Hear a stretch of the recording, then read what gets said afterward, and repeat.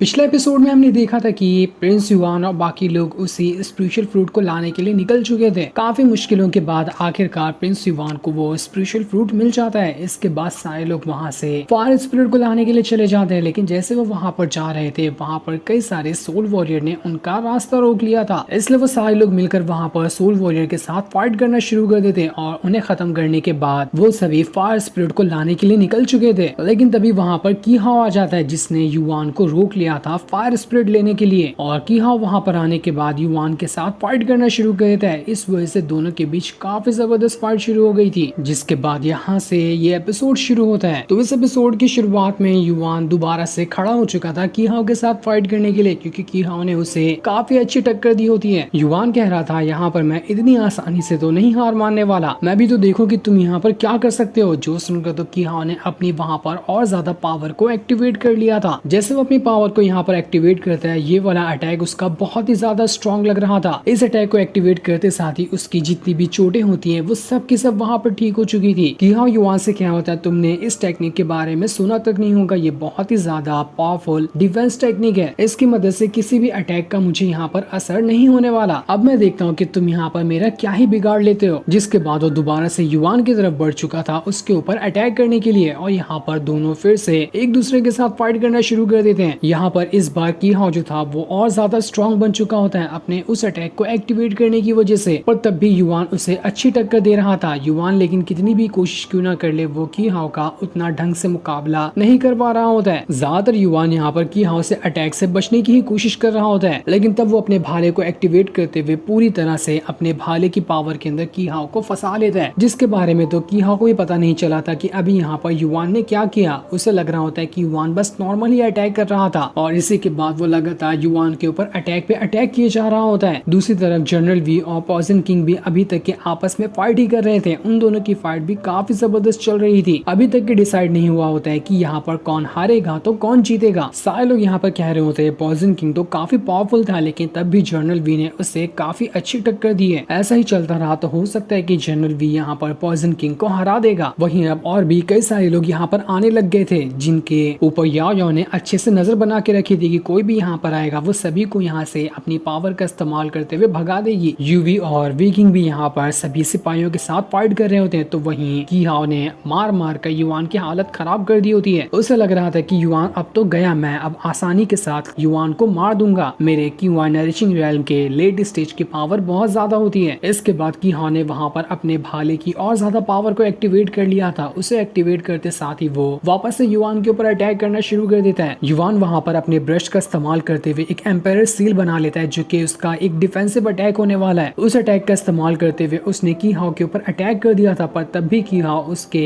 Empire seal को तोड़ देता है। और अब यहाँ पर युआन की हालत पूरी तरह से खराब हो चुकी थी। ऐसा लग ही नहीं रहा होता है कि वो यहाँ पर अब की हाव का मुकाबला कर सकता है। की हाव कह रहा था बस तुम्हारा खेल खत्म, अब तुम्हें कोई नहीं बचा सकता आज मेरे हाथों से। तुम्हें मारने में अफसोस होगा, लेकिन मार के तो मैं तुम्हें रहूंगा ही। जिस पर युआन कह रहा होता है अफसोस तो तुम्हें होगा, अफसोस तो मुझे करना चाहिए तुम्हारी जान लेने का। तुम्हें क्या लगता है कि तुम इतनी आसानी से मुझे यहाँ पर हरा दोगे? ऐसा तुम्हारे सपने में भी नहीं होगा। मैंने अपना ट्रम्प कार्ड तो अभी तक के इस्तेमाल ही नहीं किया। जो सुनकर की हाव और ज्यादा गुस्सा हो चुका था, लेकिन इस बार जैसे ही वो युआन के ऊपर अटैक करने वाला होता है वो पूरी तरह से स्टॉप हो जाता है। युआन की हाव को बताता है तुमने ये मेरा ब्रश देखा है ना, टोटल 36 बीस्ट को मारकर मैंने उन सभी का ब्लड एसेंस इसी ब्रश के अंदर डाल दिया था। कितनों का मैंने पैटर्न बनाया और कितनों को मैंने इस ब्रश के अंदर डाला है, जिस वजह से इस ब्रश की पावर बहुत ज्यादा बढ़ गई थी। इस फाइट के दौरान जब तुम्हारा ध्यान नहीं था तो मैं इसी ब्रश की पावर तुम्हारे अंदर डालते जा रहा था। जो पावर है तुम्हारी स्पिरिचुअल पावर को अपने अंदर ही एब्सॉर्ब करने की कोशिश करेगी। देखो इसी वजह से तुम यहाँ पर स्टॉप हो चुके हो। अब तुम यहाँ पर कुछ भी क्यों ना कर लो, तुम यहाँ पर मेरा कुछ नहीं बिगाड़ सकते। तुम्हारा अब मेरे हाथों से मरना तय है। तुम्हें क्या लगता है कि मैं इतनी आसानी से तुम्हारे अटैक को झेलते जा रहा था? नहीं, बस मैं तो मौका देख रहा था, और जैसे जैसे मुझे मौका मिल रहा था मैं वैसे वैसे इस ब्रश की पावर को तुम्हारे अंदर डाल रहा था, ताकि वो तुम्हारी सारी पावर को एब्सॉर्ब कर सके। उसके बाद तो युआन ने की हाव की सभी पावर को अपने ब्रश के अंदर ही डाल लिया होता है। की हाव को ये देखकर एकदम ज्यादा गुस्सा आ चुका था कि मेरी सालों की मेहनत से जमा की हुई पावर को आखिर ये युआन कैसे छीन सकता है। मैं ऐसा नहीं होने दे सकता। युआन कहता अब बहुत देर हो चुकी है, तुम यहाँ पर चाहे कुछ भी क्यों ना कर लो नहीं बच सकते। मैं तुम्हारी सारी की सारी स्पिरिचुअल पावर को एब्सॉर्ब कर जाऊंगा, उसके बाद तुम बिल्कुल नल्ले बन जाओगे। तुम्हारे पास तब कोई पावर नहीं होगी। देखो मैं इतना निर्दय नहीं हूँ, तुम्हारी पावर पावर को लेने के बाद तुम्हें जिंदा छोड़ दूंगा। अगर तुम आगे चलकर कोई गलत काम नहीं करते हो तो भलाई इसी में है कि मेरे सामने अपनी हार मान लो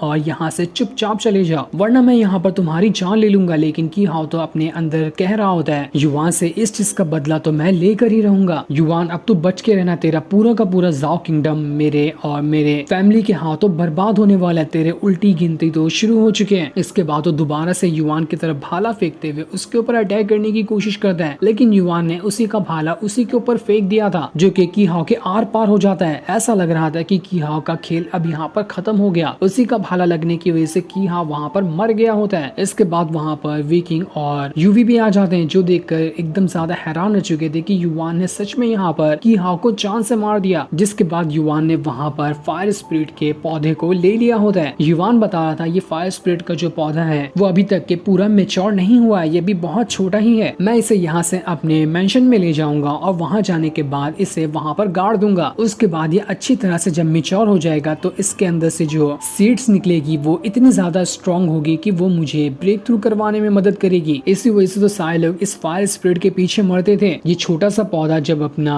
मेच्योर हो जाता है तो इतनी ज्यादा सीड इसके अंदर से निकलती है कि उन सीड की पावर का अंदाजा भी नहीं लगाया जा सकता। वो विकिंग से कह रहा था, तुमने और तुम्हारे फादर ने बहुत ज्यादा इस फायर स्पिरिट को हासिल करने में मेरी मदद की है। एक बार जब ये मेच्योर हो जाएगा ना तो मैं तुम्हें भी बहुत सारी सीड दे दूंगा, जिसकी मदद से तुम भी वहाँ पर अपनी कल्टीवेशन पावर को बढ़ाने की कोशिश करना। जो सुनकर तो विकिंग काफी ज्यादा खुश हो जाती है। जिसके बाद अब सारे लोग वहाँ से क्यूयू के मास्टर और बाकी सारे लोगों को भी मारने के लिए निकल चुके थे। क्यूयू का मास्टर कमांडर से कह रहा होता, देखना अभी यहाँ पर की हाउ आएगा जिसने युवान को मार दिया होगा। की हाउ के हाथ में वो फायर स्पिरिट भी होने वाली है। तुम लोग अपना बोरिया बिस्तर बांध लो, तुम लोग तो अब यहाँ पर नहीं बचने वाले, तुम्हारा आज खात्मा जरूर होगा। तभी वहाँ पर युवान आ जाता है जिससे एक खरोच तक नहीं आई थी, जो देखकर क्यूयू का मास्टर एकदम ज्यादा हैरान हो चुका था कि यहाँ पर युवान कैसे आ सकता है, की हाउ कहाँ पर चला गया। युवान कहता है, मैंने फायर स्पिरिट को ले लिया और की हाउ को भी जान से मार दिया है, चाहो तो उसकी बॉडी वहाँ पर से जाकर उठा लो। जो सुनकर तो क्यूयू का मास्टर एकदम ज्यादा बौखला जाता है कि ऐसा नहीं हो सकता। वो वहाँ पर धुएं वाला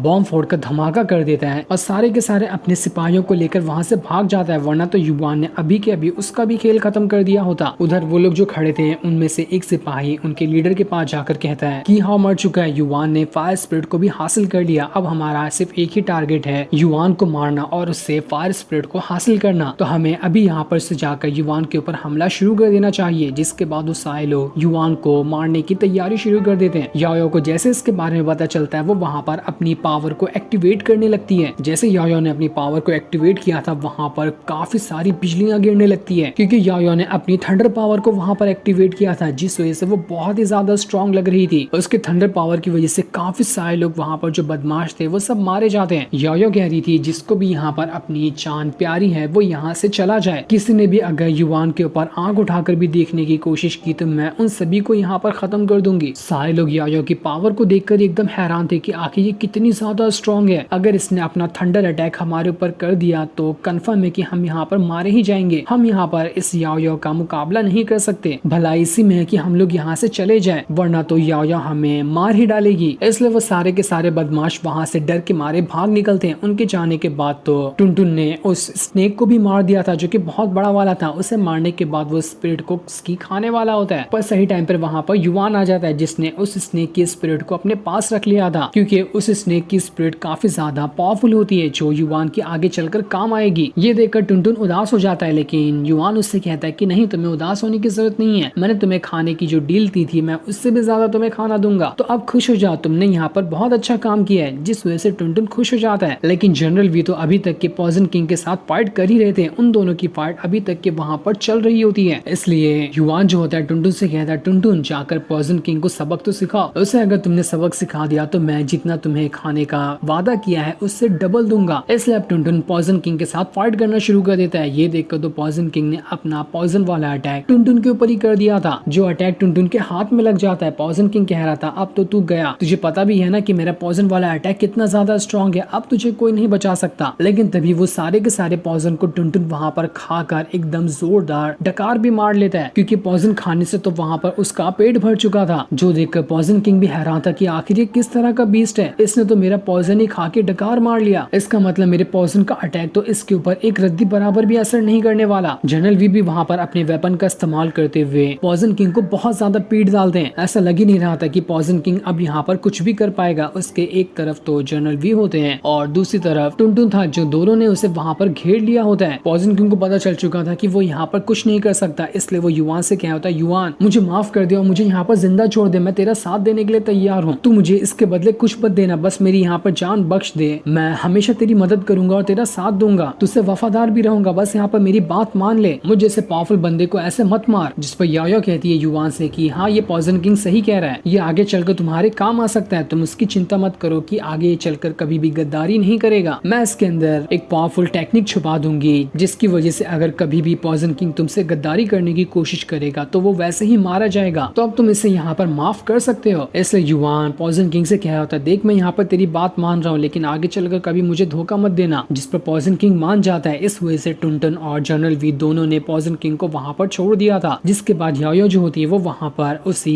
टेक्निक को पॉइजन किंग के अंदर डाल देती है और उस टेक्निक की चाबी उसने युवान को दे दिया था। अगर कभी भी ये पॉइजन किंग ने युवान के साथ गद्दारी करने की कोशिश की तो जैसे ही उस चाबी वाले जेट को युवान तोड़ देगा, उस ही टाइम पॉइजन किंग अपने आप ही मर जाएगा। कुछ करने की युवान को जरूरत ही नहीं पड़ेगी। युवान पॉइजन किंग से कह रहा होता है, तुम मेरा साथ दो, इसमें तुम्हारा ही फायदा है, तुम्हारी आगे की लाइफ बहुत अच्छे से और सुकून से रहने वाली है। जिस पर पॉइजन किंग कहता है, युवान तुम्हारा बहुत बहुत शुक्रिया जो तुमने यहाँ पर मेरी मदद की और मेरी जान बख्श दी। मैं वादा करता हूँ कि कभी भी तुमसे गद्दारी नहीं करूंगा। अब यायो जो होती है वो युवान से कह रही होती है, युवान मुझे नहीं लगता कि इस ब्लैक एबिस में बस फायर स्पिरिट और स्पिरिचुअल फ्रूट भी होंगे, और भी काफी सारी चीजें हो सकती है जो अभी भी यहाँ पर छुपी होगी, इसलिए हमें ब्लैक एबिस को एक बार और अच्छे से एक्सप्लोर कर लेना चाहिए। जिस पर युवान भी मान जाता है। युवान जनरल वी का शुक्रिया करते हुए कह रहा होता है, आपने यहाँ पर मेरी बहुत मदद की इसके लिए, लेकिन मुझे नहीं लगता कि की हाउ को मारने के बाद की हाउ का फादर यहाँ पर शांत बैठने वाला है। हमें यहाँ पर वॉर की तैयारी शुरू करनी पड़ेगी ताकि हम की हाउ के की मेंशन के साथ फाइट कर सके। मुझे उम्मीद है कि आप इस वॉर में भी हमारा साथ देंगे। जिस पर जनरल वी कह रहा होता है, बिल्कुल प्रिंस युवान, आप जैसा कहेंगे मैं वो करने के लिए तैयार हूँ, मैं जरूर आपका साथ दूंगा इस वॉर में। इसके बाद सारे लोग वहाँ से ब्लैक एबिस को एक्सप्लोर करना शुरू कर देते हैं। तब आगे बढ़ते हुए उन्हें वहाँ पर एक दरवाजा दिखाई देता है जिसके ऊपर किसी अजीब तरह का लॉक लगा हुआ था और उसी लॉक के सामने एक प्रोटेक्शन फॉर्मेशन बना होता है जो कि काफी ज्यादा मिस्टीरियस और स्ट्रॉन्ग लग रहा था। योयो कह रही होती है, ये जो बैरियर दरवाजे के सामने लगा है वो बिल्कुल प्योर एनर्जी से बना हुआ है। जब तक तुम्हारे पास इसे खोलने की चाबी नहीं होगी दरवाजे की, तब तक तुम अंदर नहीं जा पाओगे। जबरदस्ती तुमने करने की कोशिश की तो यहाँ की जो ये बैरियर है वो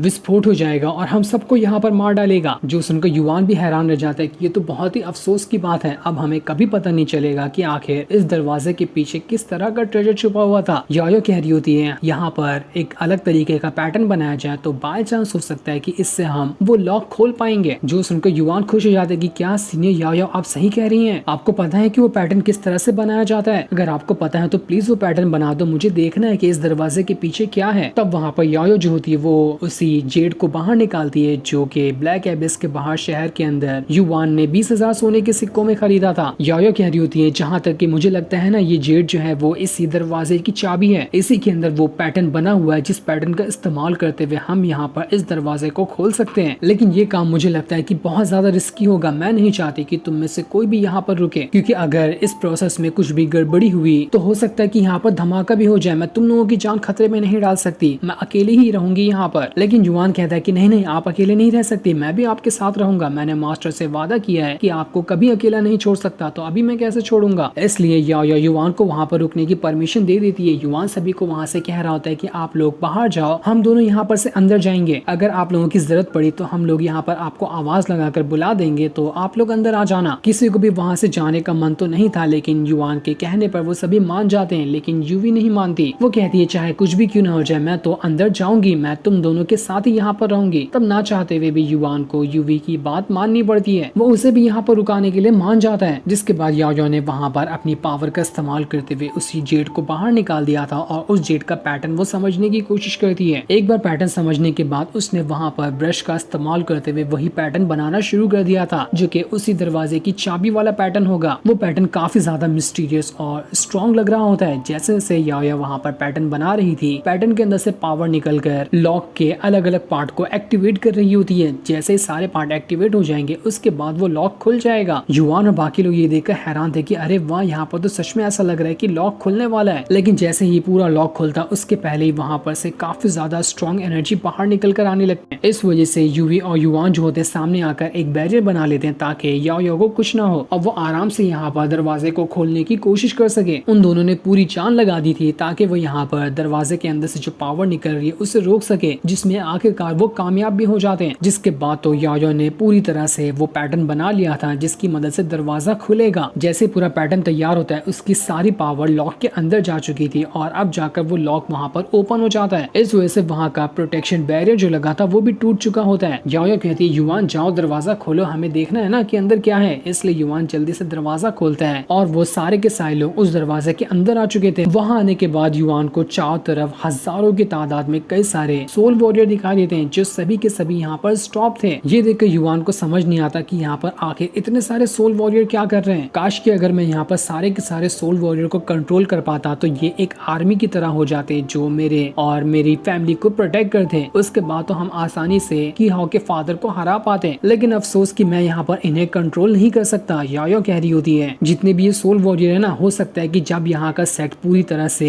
हरा भरा था तब यहाँ की ये सारे सोल वॉरियर गार्डियन करते होंगे। इन्हें कंट्रोल करने के लिए कोई बहुत ही ज्यादा स्ट्रॉन्ग और पावरफुल बंदा चाहिए, वही यहाँ पर सारे के सारे सोल वॉरियर को कंट्रोल कर सकता है। साथ ही इन्हें एक्टिवेट करने में भी काफी टाइम लग जाएगा। जिसके बाद वो लोग वहाँ से आगे बढ़ना शुरू कर देते ताकि देख सके कि यहाँ पर और भी कौन कौन सी खास चीज हो सकती है जो आगे चलकर उनके काम आए। तब जैसे ही वो लोग वहाँ से आगे बढ़ते हैं उन्हें वहाँ पर 3 बॉक्स दिखाई देते हैं जिनके अंदर कुछ न कुछ चीजों को रखा गया था। युवा सबसे पहले वहाँ पर अपना ब्रश निकालता है और उसे बड़ा करते हुए सबसे पहले डब्बे को खोलने की कोशिश करता है ताकि पता कर सके कि असल में इस डब्बे के अंदर क्या रखा हुआ है। जैसे ही पहला डब्बा खुला था उसके अंदर से काफी भयानक तरीके की पावर निकलती है जो आगे किसी तरह के मैकेनिज्म में जो बॉल रखा होता है उसके अंदर जाकर लग जाती है। इस वजह से वो मैकेनिज्म वहाँ पर एक्टिवेट हो चुका था। जैसे मैकेनिज्म वहाँ पर एक्टिवेट होता है वो वहाँ पर घूमने लगता है, जिस वजह से तो वहाँ पर एक छोटी सी स्क्रीन जैसी चीज बनकर आ गई थी और उस स्क्रीन के अंदर उन्हें वो पूरा सेट जब पहले खूबसूरत हुआ करता था वो चीज दिखाई दी जाती है। इसे देखकर तो सारे के सालों एकदम ज्यादा हैरान और खुश हो जाते हैं कि अपने टाइम पे ये सेट कितना ज्यादा खूबसूरत हुआ करता था जो कि आज पूरी तरह से वीरान और ब्लैक एबिस बन चुका है। वो जगह बहुत ही ज्यादा सुंदर होती है। सारे के सारे सोल वॉरियर अपना आराम से वहाँ पर इधर उधर घूम रहे होते हैं। लेकिन एक दिन अचानक से आसमान से एक बहुत ही ज्यादा स्ट्रॉन्ग और पावरफुल बंदा आता है जिसके पास काफी सारी पावर थी। उसी ने वहाँ पर आने के बाद सारे के सारे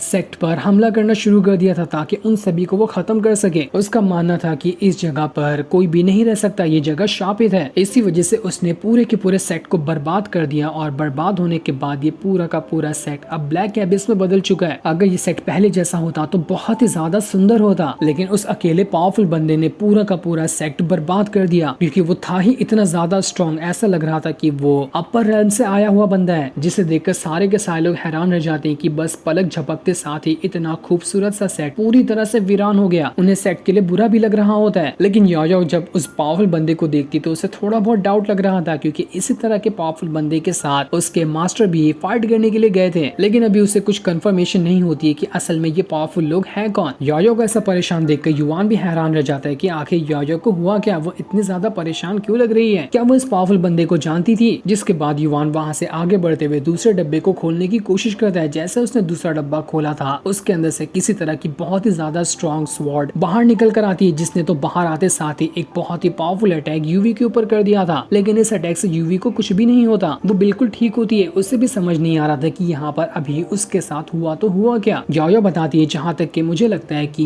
यहाँ पर जो बॉक्स के अंदर था उसके अंदर एक स्वॉर्ड रखी हुई थी। स्वॉर्ड जैसे ही बाहर आई वो किसी ओनर की तलाश में निकल गई। तुम्हारे पास प्योर यिन और यांग एनर्जी है, इस वजह से उस स्वॉर्ड ने तुम्हें चुन लिया और अब से वो स्वॉर्ड तुम्हारी हो चुकी है। हो सकता है कि वो तुम्हारे स्पिरिचुअल वर्ल्ड के अंदर चली गई होगी। एक बार तुम अपने स्पिरिचुअल वर्ल्ड के अंदर महसूस करो कि क्या पता वहाँ पर वो स्वॉर्ड है भी या फिर नहीं। यूवी जैसे अपने स्पिरिचुअल वर्ल्ड के अंदर चेक करती है उसे वहाँ पर वो स्वॉर्ड सच में दिखाई देती है जो कि अभी बॉक्स से निकली थी, यानी कि वो स्वॉर्ड अब यूवी की हो चुकी है। यूवी युवान से कहती है मुझे ये स्वॉर्ड नहीं चाहिए, इसे आप ही रख लो, ये आपके काम आएगी। लेकिन युवान कहता है नहीं नहीं, ये स्वॉर्ड ने तुम्हें चुना है तो इसे तुम ही अपने पास रखोगी, ये छोटा सा गिफ्ट तुम्हारे लिए है, तुम इसे रख लो। यूवी ये सुनकर काफी ज्यादा खुश हो चुकी थी। याओ यूवी से कहती है युवान सही कह रहा है, अब तुम यहाँ पर चाह कर भी ना उस स्वॉर्ड को युवान को नहीं दे पाओगी क्योंकि स्वॉर्ड ने तुम्हें चुना है और एक बार जो स्वॉर्ड किसी को चुन ले तो वो अपना ओनर कभी नहीं बदलती। इसलिए अब से हमेशा वो स्वॉर्ड तुम्हारे पास ही रहेगी, तुम्हें ही उसे संभाल कर रखना है। जिसके बाद युवान अब आखिरी डब्बे के पास आता है ताकि देख सके कि असल में उसके अंदर क्या रखा हुआ है। जैसे ही युवान ने ब्रश की मदद से वो डब्बा खोला था उसके अंदर से कुछ अजीब सा लिक्विड बाहर निकल कर आता है। किसी को कुछ समझ नहीं आ रहा था कि आखिर ये अजीब सा लिक्विड है तो है क्या। योयो बताती है जहाँ तक कि मुझे लग रहा है कि ये जो लिक्विड है ना एक बिल्कुल प्योर सोल एनर्जी का लिक्विड है, ये पूरी तरह से प्योर है, इसके अंदर अभी कुछ भी मिलावट नहीं की गई। वो युवान से कहते युवान अपना जरा एक ब्लड ड्रॉप इसके अंदर डाल के तो देखो कि क्या होता है। इसलिए युवान अपनी उंगली पे छोटा सा कट लगाता है और अपना थोड़ा सा ब्लड उस लिक्विड के अंदर डालना शुरू कर देता है, जिस वजह से तो लिक्विड के अंदर से बहुत ही ज्यादा पावर बाहर निकल कर आने लग गई थी। वो पूरा लिक्विड जहाँ पहले सिल्वर था अब रेड कलर में बदल गया होता है, जिसके बाद तो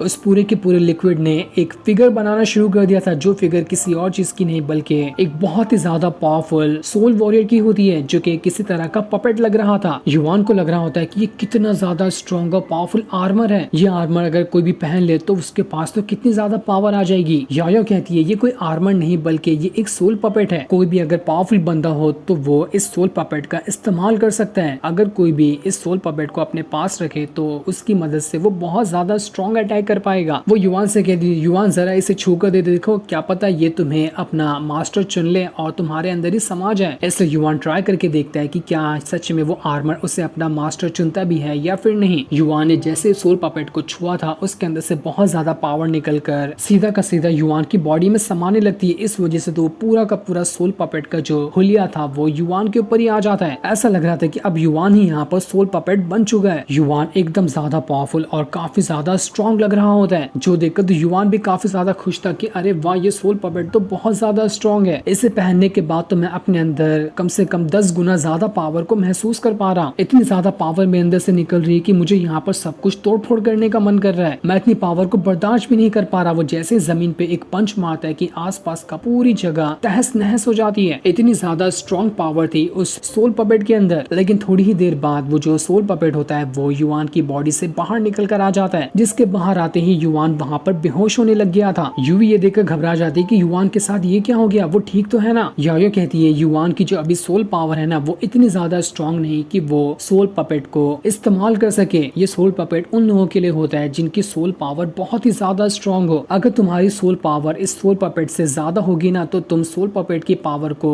एब्सॉर्ब कर जाओगे। लेकिन अगर इसी का उल्टा सोल पपेट की पावर तुम्हारी सोल पावर से ज्यादा होगी तो सोल पपेट तुम्हारी ही पावर को छीनने की कोशिश करने लगेगा। यही चीज युवान के साथ हुई। वो सोल पपेट युवान की सोल पावर से ज्यादा स्ट्रॉन्ग था, इसलिए उसने युवान की सोल पावर को एब्सॉर्ब करना शुरू कर दिया। इसी वजह से युवान को यहाँ पर कमजोरी लग रही है। अगर युवान की सोल पावर ज्यादा होती तो वो आसानी के साथ सोल पपेट को कंट्रोल कर पाता था, जो देखकर युवान एकदम उदास हो जाता है। वो कह रहा था मुझे लगा कि यहाँ पर मैं आसानी के साथ इस सोल पपेट को कंट्रोल कर पाऊंगा, लेकिन शायद मैं बहुत बड़ा बेवकूफ हूँ। मेरे पास खुद उतनी पावर नहीं और बड़े बड़े सपने देखने चला था। मुझे पता है कि मेरी सोल उतनी ज्यादा स्ट्रॉन्ग नहीं जितना कि योयो की है। इसलिए वो योयो से कह रहा होता है सीनियर योयो आप ही इस सोल पपेट को अपने पास रख लो, क्योंकि मुझे नहीं लगता कि मैं यहाँ पर अभी इतना स्ट्रॉन्ग बन चुका हूँ कि मैं इस सोल पपेट को कंट्रोल कर सकूं। लेकिन योयो कहती नहीं अब ऐसा नहीं हो सकता, तुमने अपने ब्लड का इस्तेमाल करते हुए इसे एक्टिवेट किया है तो ये अब हमेशा तुम्हारे ही पास रहेगा। मैं तुम्हें ये सलाह जरूर दे सकती हूँ कि अभी तुम इस सोल पपेट का इस्तेमाल मत करना, पहले थोड़ी पावर को बढ़ाना, उसके बाद तुम इस सोल पपेट का इस्तेमाल करना। उदास क्यों होते हो, तुम्हें नहीं पता कि ये सोल पपेट कितना ज्यादा स्ट्रॉन्ग है। एक बार खुद की पावर को बढ़ा लो, उसके बाद जब तुम इस सोल पपेट का इस्तेमाल करोगे ना तब तुम्हारे सामने कोई भी नहीं टिक पाएगा। जो सुनकर युवान एकदम ज्यादा खुश हो जाते कि क्या सच में मैं कभी न कभी इस सोल पपेट को कंट्रोल कर पाऊंगा। अब तो मैं अपनी पावर को जरूर बढ़ाने की कोशिश करूंगा ताकि इतना स्ट्रॉन्ग बन सकूं कि मैं इस सोल पपेट को कंट्रोल कर पाऊं, क्योंकि ये सोल पपेट मुझे बहुत ज्यादा अच्छा लगा। वो यहाँ पर सोल पपेट का नाम भी रख देता है कि आज से तुम्हारा नाम सिल्वर वॉरियर है, मैं तुम्हें सिल्वर वॉरियर ही कहकर बुलाऊंगा, अब से तुम हमेशा मेरे पास ही रहोगे। जिसके बाद वो लोग उस कमरे से बाहर निकल कर आ चुके थे जहाँ पर उन्हें वो तीनों बॉक्स मिले थे। दूसरी तरफ कीहाओ का मास्टर काफी ज्यादा गुस्सा हो चुका था। वो कह रहा होता है टाइम आ चुका है युवान की जाओ किंगडम को बर्बाद करने का।